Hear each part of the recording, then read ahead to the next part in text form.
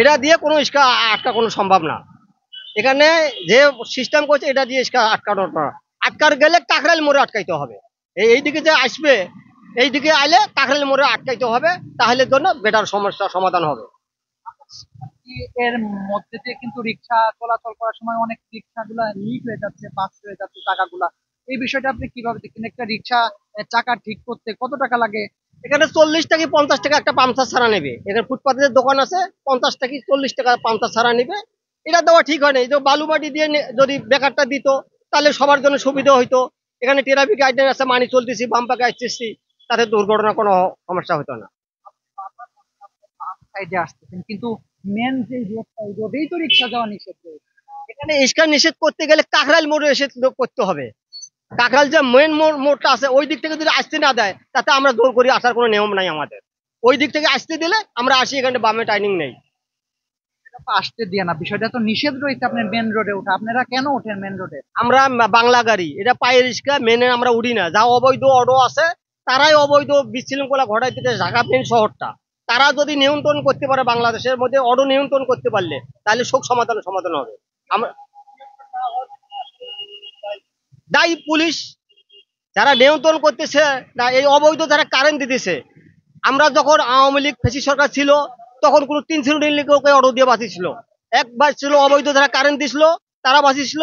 আর অবৈধ যারা পুলিশ প্রশাসক আসলো, তারা কার্ড দিয়ে 1000 কি 1200 টাকা এভাবে নিছিল। এখন তো ফেসি সরকার নাই, তারপরও এইভাবে এর দায়ী পুলিশ। এই কারণে স্পিড ব্রেকার গুলা লাগানো হয়েছে, বসানো হয়েছে এগুলা। আপনার কি মনে হয় এই লাগানোর জন্য রিক্সা কি মেন রোডে যাইতে পারবে না, বা রিক্সা কি কমবে মেন রোডে?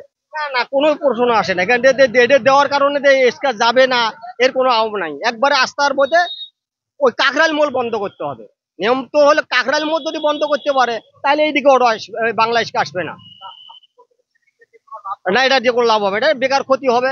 ওখানে সারি দিতেছে, কাকরাইল মোড়ে সারি দিতেছে, এখানে বামে গাড়ি ঘুরিয়ে দিতেছে। আমরা তো বামে আসবো, বামে আসার কারণে এখানে আসি দুর্ঘটনার মুখে পড়তেছে, এবং গাড়ি পাংচার হইতেছে, বিভিন্ন সমস্যা বাড়তেছে।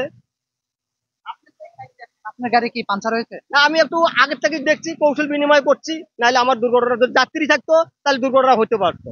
আমার যাত্রী নাই, আমি যেভাবে একটু কৌশল বিনিময় নিয়ে আসছি গাড়িকে। একটু ওই যে আইল্যান্ড যে স্পিড লোহাগুলো দেয়, লোহার উপর দিয়ে গপ করে টান দিয়েছে, যদি হালকা আসতাম তাহলে অবশ্যই পাংচার হইতে পারে। আচ্ছা, ধন্যবাদ।